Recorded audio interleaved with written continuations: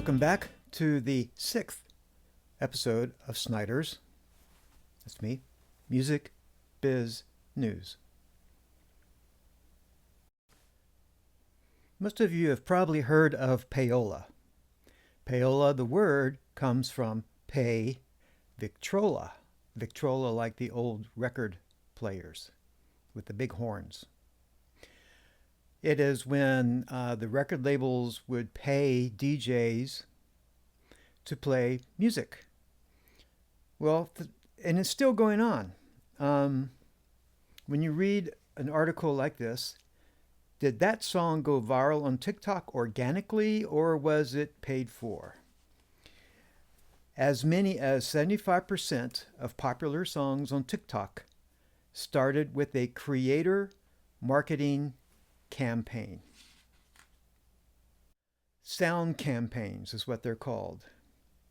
They've been an integral part of music marketing since TikTok took off in 2019, but they differ from other paid promotion campaigns, pay to play, on social media.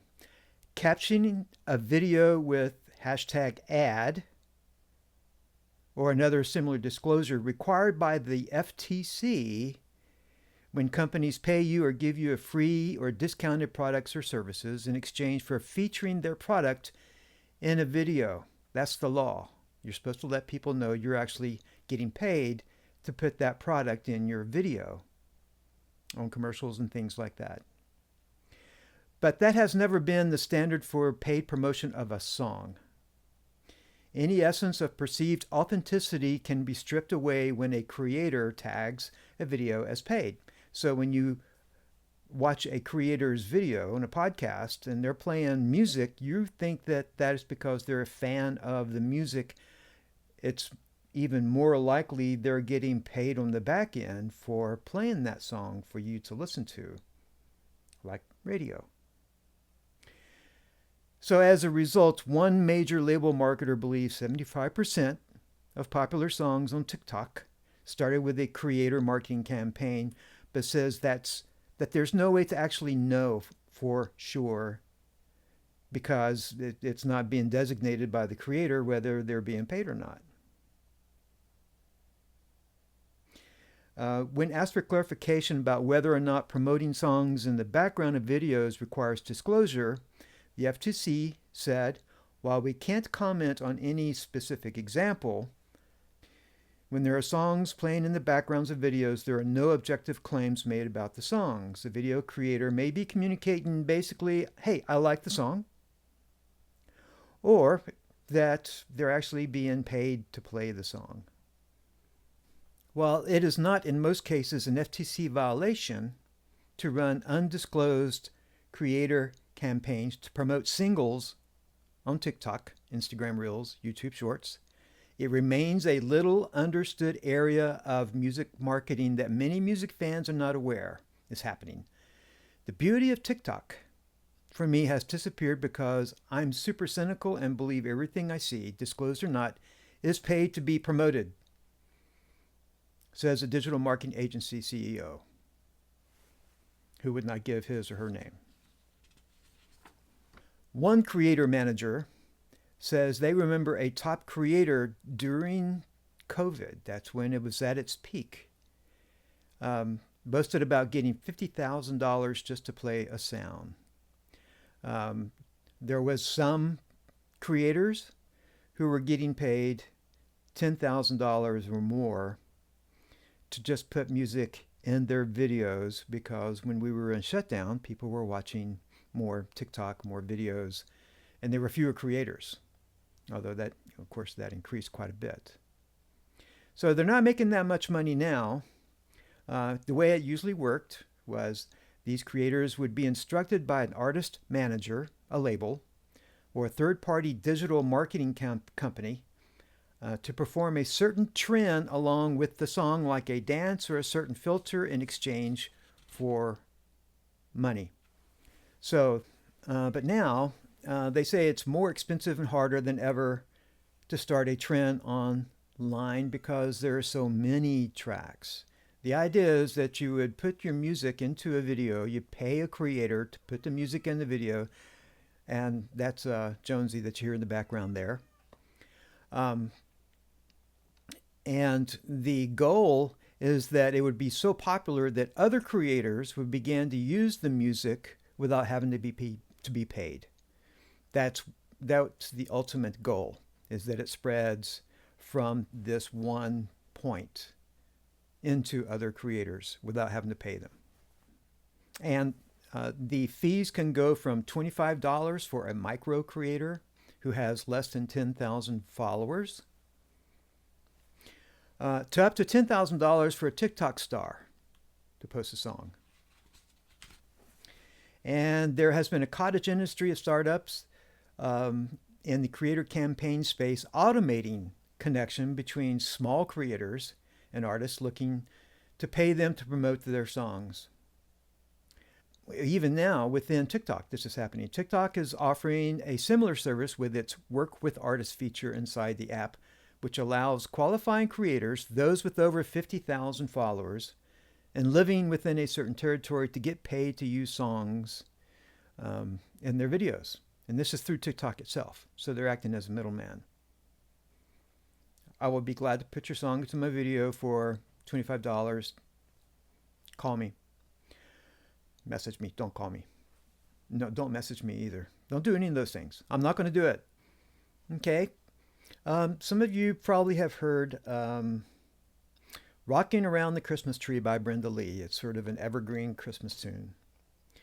And it is being re-released in Spanish using AI technology. The new version, and I'm not even going to try and speak in Spanish, was translated using SoundLab's AI technology via the company's deal with Universal Music Group. The song was not originally in Spanish, but it has been around for a very long time. And the record label says that it's using responsibly trained artificial intelligence to make the translation from English to Spanish. It's been a perennial hit for 66 years, longer than Mariah Carey, and counting. Rocking Around the Christmas Tree is the biggest song to have been translated into a new language by AI. Even Randy Travis made headlines in 2024 using AI voice technology to record a single after his vocal abilities were greatly diminished because of a near fatal stroke. And the way it works is they hired a vocalist to sing the vocals for the song in Spanish in a way that would capture Lee's unique voice patterns, like phrasing and tone and breath. And they kept the original music and background vocals. And once she had sung in Spanish the song, they used AI to map Lee's voice over her performance. So using AI to make her voice sound like Brenda Lee sang it. So you're not hearing Brenda Lee sing it, you're hearing somebody else sing it, and then AI was used to change the frequencies of the voice itself. So it sounds like Brenda Lee. Lee is not the first artist to use AI to translate her work. In May 2023, Hybe debuted a new K-pop artist, Midnat, who used AI to release his first single in 6 different languages. And in November 2023, indie pop artist Love released an AI translation of his single, Love You Like That, in Korean. So using AI to be able to present your song in different languages, again, pretty fascinating to think about that Dark Side of the Moon sung in German or in Taiwanese is possible. Have somebody just sing the parts like Roger Waters and then use AI to make the vocals sound like Roger Waters' voice. How exciting and scary. Mostly scary. Well, here's a very famous statement about supposedly the music industry. There's been some question about whether he was referring actually to the movie industry and a bunch of other things, but we in the music industry claim this statement about the music industry is like a bunch of pimps and thieves and on, and that's the good side. Well, Jelly Roll um, is learning about the music industry. Jelly Roll has targeted the slimy behavior of the music industry in a new interview with ESPN's The Pat McAfee Show. He's accused Charlie XCX's team, not her herself, not the artist herself, but her team, marketing team, of some backdoor shenanigans in the race for #1 album last month. And what was happening is the rapper and singer's comments comes just weeks after his 10th album, Beautifully Broken, topped the Billboard 200, giving him the first chart-topping record of his career. Jelly Roll was closely followed in the charts by Rod Wave, whose Last Lap album reached #2, and then Charlie XCX, who reached the 3rd position with Brat. He inferred that Charlie XCX's team then falsified sales figures. And Jelly Roll said, I won't say the artist's name because I know that a lot of artists are disconnected from what's happening in the business. So I'm kind of keeping up with stuff, and my manager sits me down and says, look, man, I didn't want you to get in a situation where you was aware what was happening when you start getting in these conversations for the #1 album, because it's just real dirty business, like just old school dirty business, the music industry. There was an artist where hits double daily, projected that they wasn't even going to be within 50, 60,000 albums of me and Rod Wave. Talk about the XCX record. And then Thursday night, before the Friday count ends, 40,000 albums. Third-party aggregate site has that. And you're looking, you just go, yo, that's just slimy.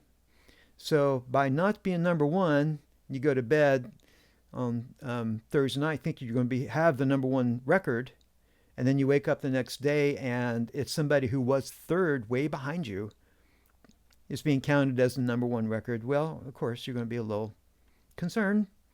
Welcome to the music industry, and you should have taken my class. We definitely get into the dark side, which is sort of the fun side. That's the reason you're listening to this podcast. Probably, maybe, I don't know. It's fun.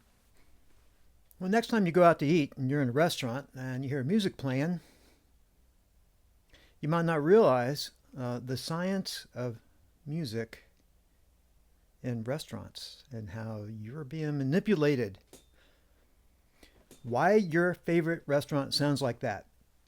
Owners are putting more thought than ever into the music playing through their speakers, sometimes tapping professionals for help.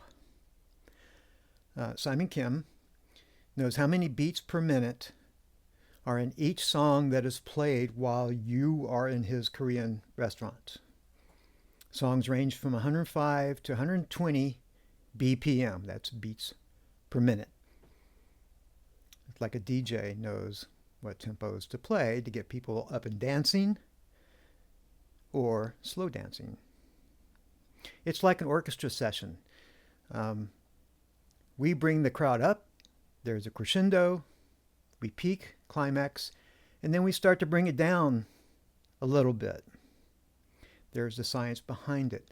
Tempo has the power to make or break a dining experience. Slow music encourages lingering, which is probably what you want in a restaurant that sells bottles of wine for hundreds of dollars. Stick around, have some more wine. And if they play fast music that is more energetic, it can get people out the door. So restaurants, fast food restaurants, they want a quick turnover. They're going to play fast music. If it's early and you want your clients to chill while they eat, you don't want to put on the Sex Pistols. They will have indigestion. Says this guy who's a head music supervisor of a company based in New York that makes playlists for restaurants. Separate playlists for brunch, lunch, and dinner. On Spotify, there are more than 330,000 restaurant-themed playlists made by Spotify users in the United States. There are about a dozen companies globally that create playlists for restaurants, either using algorithms or by tapping music professionals. So next time you're in a restaurant, listen to the music and realize there's actually a growing area of playlists of music just for restaurants, and how you're being manipulated by that cool background music. It's there on purpose. And when you say, can you turn down the damn music, it's too loud, they should be listening to you.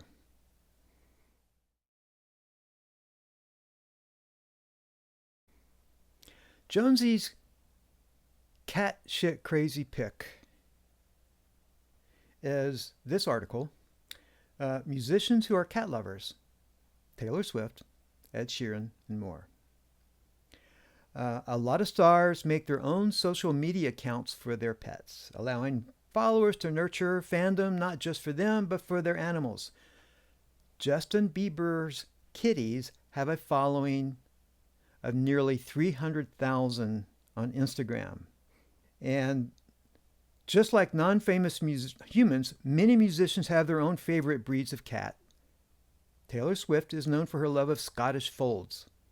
Bieber paid $35,000 for a pair of spotted Bengals. So what is the most famous cat? Probably this one from Carole King in 1971's Tapestry. It was the photographer's idea to include the cat who was sleeping across the room. So that cat was on one of the most famous iconic record covers by Carole King, and Jonesy wants to be on a cover of a famous record, but that's not going to happen. Sorry, Jonesy. I tried. Anyway, thanks for watching.